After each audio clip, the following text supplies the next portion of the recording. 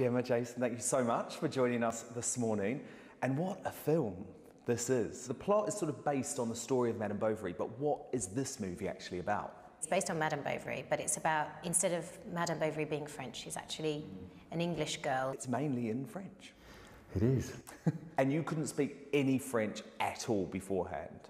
No, when I got sent the script, I didn't speak any French. Jason did speak. You spoke.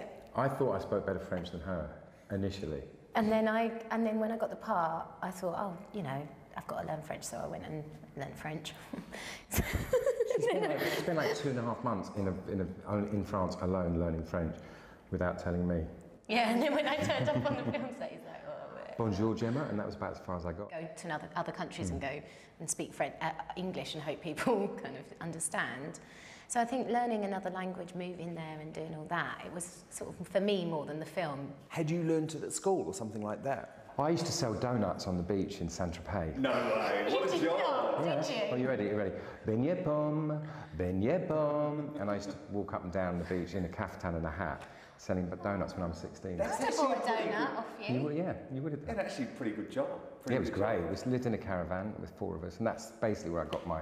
So you were sort of ready for it. Whereas, I guess for you, Gemma, this was a really seminal, life-changing movie for you. Yeah, I live between London and Paris, but I spend, these days, I'm more in Paris. And now right now I'm shooting another French film, but it's way more advanced level of French, with all French actors, French director, and I've got a French agent. And yeah, it did change my life, this film. It was a lovely project. And it's a little bit saucy. Yeah. Well. Yeah. How do you feel about that?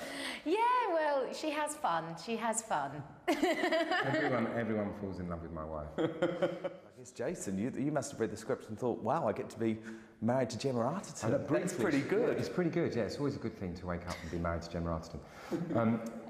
Not so good to be married to Gemma Arterton in a village where everyone else is in love with Gemma Arterton, but yeah, it's not very nice. It was fun though. It was great. I mean, and she's encouraging it more than a little bit, yeah. I guess you might say. Because we'd worked together before, and so we knew each other anyway. So it was just really nice to be in France together, wasn't it? Eating crepes every night in the one restaurant that we ate in was a creperie.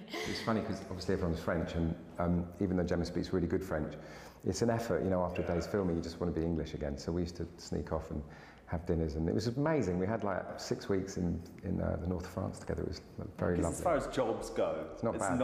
It's not a bad gig. And Gemma, I have to ask you, how does Jason compare? Because obviously you've had some pretty good leading men. Daniel Craig, Jake Gyllenhaal. Is he up there?